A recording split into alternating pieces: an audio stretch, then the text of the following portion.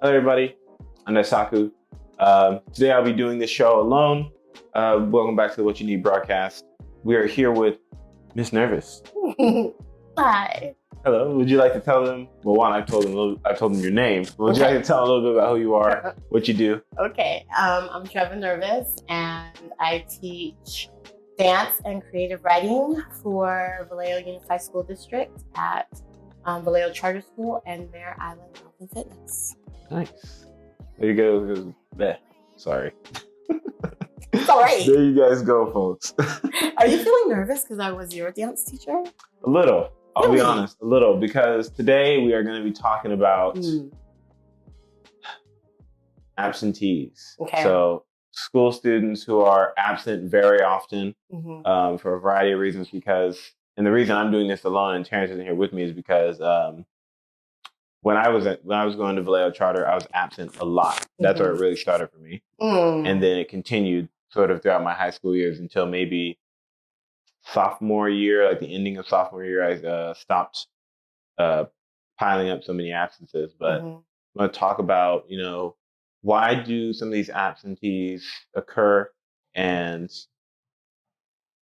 what could teachers do to help the students overcome whatever it is that they're running from, or whatever reason it is that they're staying home. Well, I was in the classroom. I transitioned from being a dance teacher to working in the classroom. I taught 7th grade. This was after you left. ELA and social studies. I did that for 5 years and decided to go back to dancing. But I feel like when I was in the classroom, when I had kids who were absent all the time, I definitely felt like it was a disconnect between how they felt just being at school. And I'm sure there were lots of factors. Of course, being the teacher that I am, I automatically thought it was me, right? And that's how I am anyway. I'm like, what can I do?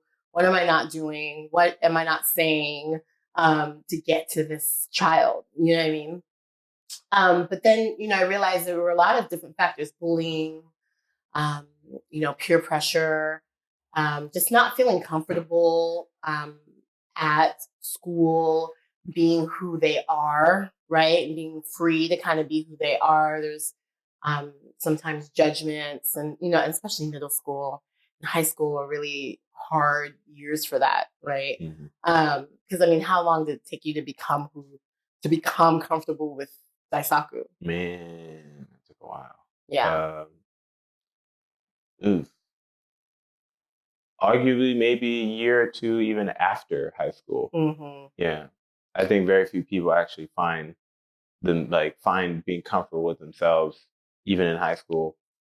Maybe even decades after high school, they aren't really even comfortable with themselves. Yeah. Still struggling with that. So that's hard. And I think, teachers want to find that or provide that environment or that space where kids can be free to kind of discover who they are, because that's really what it's all about, and not to feel any judgment or negativity around whoever they're becoming, right? And then also knowing that becoming is a hard journey. You know what I mean? Like, you get knocked about a bit. Your feelings and your emotions are involved, so that's a whole other level. So I think that's probably most kids. I went from not blaming myself to really trying to figure out how to provide a safe environment for them to explore who they are. Right. I think, at least when you were my teacher, I thought you did a pretty good job of that. Really? Even though for some reason, for some reason she recollects that I didn't like her class and I didn't like stretching. I don't remember any of that. I thought I enjoyed your class so much. Really? You gave me the blues, Daisaku. Oh. Until like maybe your last year or the year before that. I don't know what happened. I don't know if you connected to the music or if you connected to the expedition that we were doing the dance on. All of a sudden you became this amazing dancer. And my husband was like, "Who's that kid?" I was like, "That's Daisaku." I don't even. You're probably 11 or 10. I think if I didn't like being in your class, the only reason I didn't like being in class for the most part was other students. Okay. That was about it. Okay. But I haven't really had like, I had a few teachers when I was at Ward Law who were kind of, who were a little bit messed up, but most of the time it's other students. And when you say messed up, what do you mean? Like, for instance, Ward Law, there was one time where I think I like tossed a bit of paper at somebody for fun, and we were just playing around. And then I used to get bullied a lot when I was at Ward Law, and so these kids would start throwing stuff, or they would throw stuff and then say, "Daisaku, why'd you do that?" Or they would just say, "Daisaku, why'd you throw that at me?" And they wouldn't even throw anything, but the teacher just off tops believed them because I did it one time, and made it a little difficult to be in that class because it was like, you already don't like me. So it's like, I don't even feel like it pays off to kind of have my mind on you in your class. I'm just going to shut off. And that's why I think I don't remember anything from like, I'd say maybe, I think my brain really started to pick back up like ending of middle school, and then high school is a little bit hazy still. And then ending of high school, things just cleared up. Wow. But yeah, it was really, I didn't come to school a lot because, one, like I said, my brain was off most of the time. So things were really unclear. And I was terrified of failure. So I just wouldn't come to school, wouldn't turn in the assignments because I was so afraid of just doing bad on them. Especially with math. But I was just so afraid that I wouldn't come. And I was afraid the teachers would judge me and that they would be a little disappointed in me. Yeah, it's too bad. Yeah. And that the other kids would make fun of me for not, doing well. Yeah. I think what I loved about teaching dance, in my dance class was like the end of class when everybody would be relaxing and I'd come to each kid and just like give them love that they were comfortable with. And I'd always come to you and I'd put my hand on your calf, right? Or, I put my hand on your head, or I put my head to your head. And it was a good moment. I think you probably, not knowing, really started trusting, right? Trusting me with you, right? And that's like the biggest honor, right? Being able to have a student like trust you. And that's when you started opening up more, right? And instead of me saying, "Hey, take your shoes and socks off," and you'd be like, bitter. You would take your shoes and socks off and be like in line, ready to, do your thing. I don't even remember not wanting to take my shoes and socks off. You didn't. You gave me blues. I really, oh my gosh. Like, thinking on it now, I can't even imagine a time where I was uncomfortable taking my shoes and socks off. Oh. Now, right? Now, yeah. That's so weird. I just don't remember almost anything. Wow. Yeah, but it was finding that connection. Like, I see you, Daisaku, and I see you, and I see you, and I see you, and I appreciate who you are for who you are. And maybe in high school you got to a point where it didn't matter so much that the teacher saw you. You were on to other things. Yeah. Right?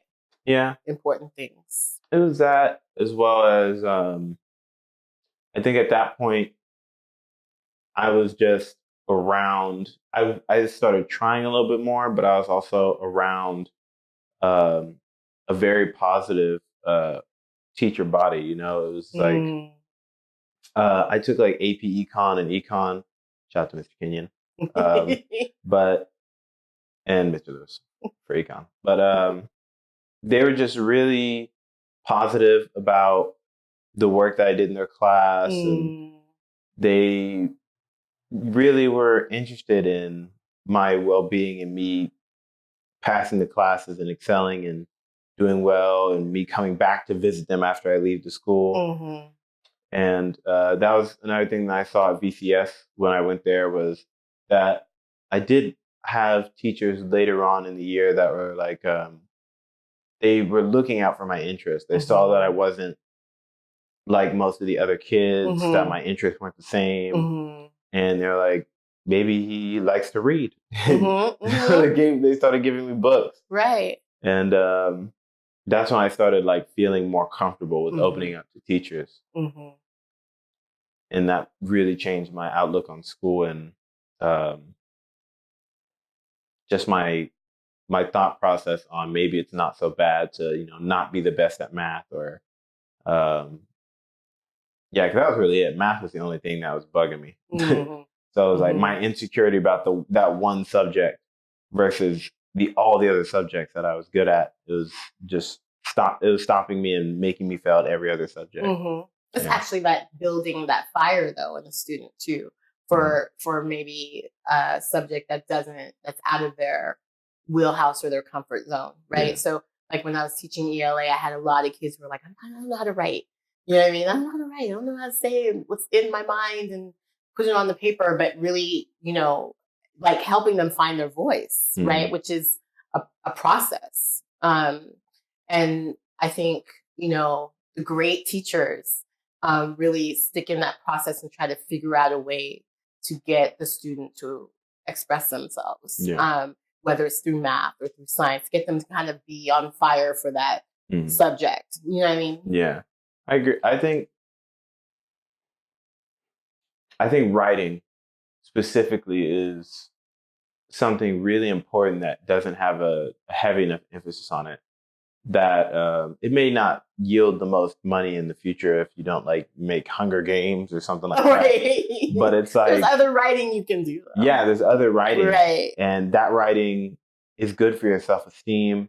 It allows you to find out who you are because you may not be able to sort things out in your head, but if you could just kind of spit it out onto the paper, then it doesn't just poof away. Yeah, and engineers are writers, scientists are writers. They write, you know, amazing things that have to do with their experiments and try to, you know, get people to understand like what they're saying, which is it's total foreign language, right? It's a difficult process to. I tried to teach one of the girls in the girls' eye how to do just simple conversions for chemistry, and I was like, to me, it's like once you learn how to do something, it's like that's just how it's done, and you don't really understand how to teach it or like write it down so somebody understands. And it's just like I see how like writing a textbook sometimes it's difficult to understand, but it'd be more difficult if it was just like this is what happened and this is what happened and this is how this works and this is how this works. Right. Now understand this. Right. Yeah, it's difficult stuff. Of course, I love like the creative writing part. We're writing poetry and short stories. Like that kind of speaks to the dancer in me, even because it's lyrical and it's creative process and it's challenging. A lot more challenging than people think. I think so because especially if you're asking someone to kind of pour themselves out onto the page. Yeah, for you to read. It's scary for most people. It is. And to ask them to do that in like iambic pentameter. Yeah. That's even harder because now I have to express myself in like 10 syllables per line. In like a real lyrical form. Yeah. Right? It gets difficult. 5, 6, 7, 8. Yeah. But it's the most important. It is. It's the most important. I think some kids that I've had that's written poetry, they've read it out loud to an audience, and it just is so beautiful to see them kind of bear themselves. So that's what's exciting about going back to teaching dance and having creative writing be a part of it. It makes it's such a blessing to be able to see kids kind of express themselves in that creative way. Yeah. Kind of like watching you do what you do. It's exciting. It is. I like having people come on here. I like talking to them. Especially, we've had Devon on here a few times, Devon Lee from Toro. And one, he's hilarious on and off set. But it's just like, I love being able to talk with people who know what they're talking about versus like having this really subjective conversation that's clouded by, you know, ignorance on the subject, as well as like really negative past experiences that people aren't willing to let go of. Right. Versus talking to somebody who's like an expert or a professional in what they're doing. And open. Yeah, and open. Especially open. Yeah. Because then talking with people who aren't open is like, no. I can imagine. I've never actually used the phrase talking to a brick wall before. But yeah, but you have. You've talked to a few brick walls. Yeah, I have. Okay. I've talked to a few. I've talked to a few. Metaphorically. Yeah. Not literally. Because then we would have that other conversation. Yeah. Might have to make a few calls. Right. Yeah.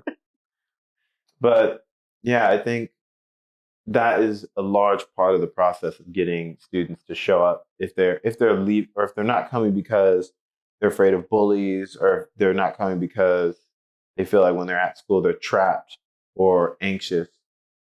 I think some form of expression, whether it be kinetic with dance or with song, with poetry, or writing a story that has some sort of symbolic or allegorical thing that they can hide in there. Really just letting your heart pour out. And sounds like you believe in the arts. You believe in the arts in school. Yeah, big time. Yeah, I do. Commercial break. I think it's really, I don't know.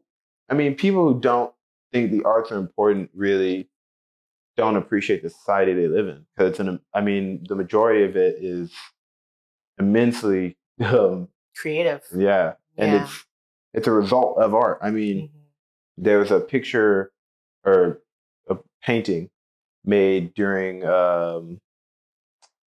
when I don't remember where people were moving in America. They were making a pilgrimage to somewhere. The Great Migration? Yeah. And nobody was like confident that they were going to make it and that there was nothing there. And then there was just this painting of like an angel pointing to the direction that everybody needed to go to. And that inspired a bunch of people to continue to go on further. Right. So, I mean, even if it's not like, I don't know, it doesn't make clean water, or it's not an electric car or something like that, it's still important. It is. This is me as a bio major. It's still like really important. Well, because I think in everyone, they have that art speaks to everyone, no matter if it's the bio major, or if it's the math major, or if it's the English major, if whatever job you're in, whatever career path. I think that the arts speak to every human. Yeah. Right, because it's kind of the lens into humanity, really. Yeah. Right. So I think it's important for students to be able to get that. And I've seen students like come to school because they know it's going to be dance day, or they know they're having art with Mr. Orlando, or they know that they're going to be doing photography. You know what I mean? Like they come to school because they know that that's about to happen. Right. So it drives them to want to come and be engaged. Agreed. I think most people make the mistake of thinking that school has to be 100% practical and 100% academic, but it doesn't appeal to younger people, and it just seems it's an anxiety trap for them. So I think it'd be better to try to, and I'm not saying fit it to every student individually, like super specific, but if chemistry or this course of mathematics is required, then you should make it practical for them to be able to understand the material. Right. Versus like, I think one of my teachers gave me an example using like construction jargon that it was on a test as well. It was like nobody knows what this means. Like, how are any of us supposed to get this problem right? None of us know what it means. The language wasn't very specific. It was stuff that he hadn't covered in class, but figured that using basically digging into the depths of your mind. Yeah, it was like we'd be able to get the problem. But it's that same thing of like, once you've done something and you understand it, you just sort of feel like it should come, and that's how you do it.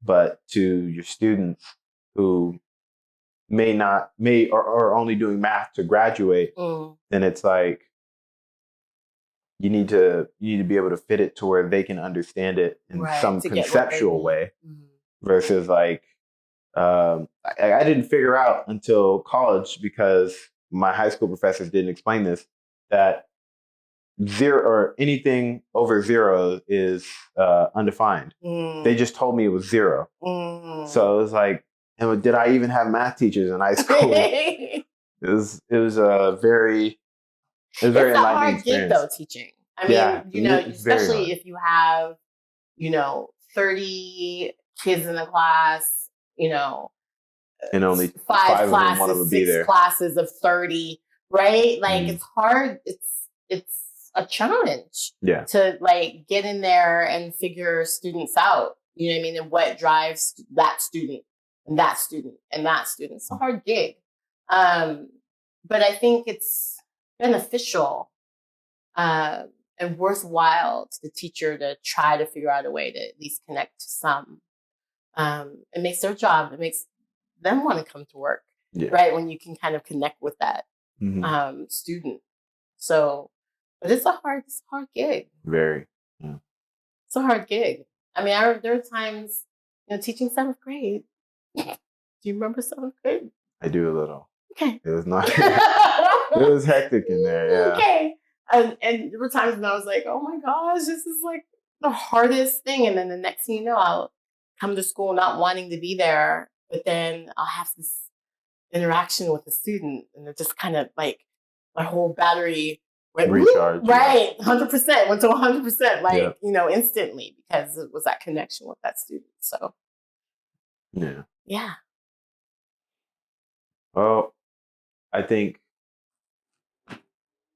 out of all the things, when I wasn't coming to school, I think if a teacher would have just asked me why it was that I was always absent, they never asked. Wow, really? Yeah, I never had a teacher ask me. They just told me, stop being absent so much. But when I came, but it was like, I never got asked, like, are you okay? Are you sick? Or is somebody bullying you? I never got asked those questions. And I think that just being in that type of environment continually just kind of made me shrink to not wanting to tell anybody that I'm insecure about my my academic capabilities. Right. And or you're feeling uncomfortable with other students. Yeah. I feel like it's important to get that student not to do that and to do this. Yeah. So for me, I call families. I make that phone call. You know what I mean? Or I shoot that text, or I shoot that email out. And if I don't get an answer right away, I want to know like what's going on, and what can I do to help, right? Like if they're absent, I had a student who was absent, like, I don't know how many days out of the month, obscene amount of days out of the month. And, I made that phone call. You know what I mean? Like, what's going on? What can I help you with? And found out that, she wasn't feeling good. She had this immune system thing, and, what can I, well, let me send this home, right? Or you tell her to email me her paper and I'll give her feedback online, or whatever, however I can draw that connection is important. You got to ask what's going on. It's important to find out, just not only from the student's point of view, but from the family's point of view. Because a lot of times it's outside factors. Sometimes it's not even them feeling uncomfortable at school. It's something out of their control, right? The student's control. Yeah. And when I came back to school and they would tell me to, just stop being absent, I actually really wanted them to ask me, like, why are you absent? So whenever the subject of me being absent got brought up, I just wanted like somebody to ask, why are you being absent? And when that doesn't happen, you sort of it lets you know people don't really care. People don't care about you. That's what you automatically thought. Yeah, that's what I thought. So, and it's mostly not true. They care about you. Just, they're busy. They're teachers. They're doing stuff. They got, like you said, X amount of kids. Yeah. So it wasn't practical as me as a kid to think that, but like, and I'm only seeing that now, but during the time it was like, that's really the one thing I wanted, was somebody to ask me, what's wrong. I think it definitely has to be that communication too, right? And I think sometimes teachers are afraid of that communication with students or with families. Sometimes. Yeah. I know for me, I welcomed it. I welcomed. In fact, one time I was doing a back to school night and the mom came, her grandmother came, 2 cousins came, and an auntie, and all of them were like, we are here for her. And the whole family. And, you know, for some people, they might be all, whoa, like, but for me, I was like, oh, I can text either or any of you. This is a network here. Okay, right. Perfect. This child has a true village, right? And so I welcome that communication with students. And I love when students can, you know, tell me what's going on with them. And I don't try to dictate give them my point of view of what they should do. I try to get them to kind of problem solve, whatever it is that they're feeling. Try to help them create that space where they can themselves say, oh, wait, this is what's wrong with me. Wow, can I talk to you more about that? I think it's important to have those lines of communication open. And I think that helps with absenteeism too. All right. So I have one last thing, and that is top tip for students, teachers, and parents on for the students preventing themselves from being absent, and for the teachers and parents on how preventing their students and children from being absent. Well, I think the first thing is to, you know, really try to figure out communicating ways of communicating, whether it's that phone call home from teachers or that letter or that email or that text home to families, and creating that conversation, having those face-to-face conversations. I think also, you know, just realizing that the magic happens at school, right? I would hate for kids to be out of my classroom because I knew we were reading, you know, this really great part of A Long Walk to Water. I knew they would want to be there to read this. You know what I mean? The magic happens in school. So knowing that kind of important, well-rounded work is happening, right? And then really checking in with that student, like what's going on with you? What can I do to help? What can I, do to help you facilitate relationships with your peers? What kind of role can you play in this classroom to be a community member? Because really that's what it's about, right? Creating community. And if that one person's down from the community, we have to rally around them. So I think it's definitely a communication is key on all 3 parts, right? All right, there we go. Thank you very much for coming on. Thank you for having me. No problem. And you gave a lot of really good advice, made a lot of really good points. Thank you. And really enlightened me on a lot of my past middle school years. And perhaps I didn't drop too much tea. Not too much. I didn't pour too much tea. Not too much. This is a little dash of tea and some cream and sugar.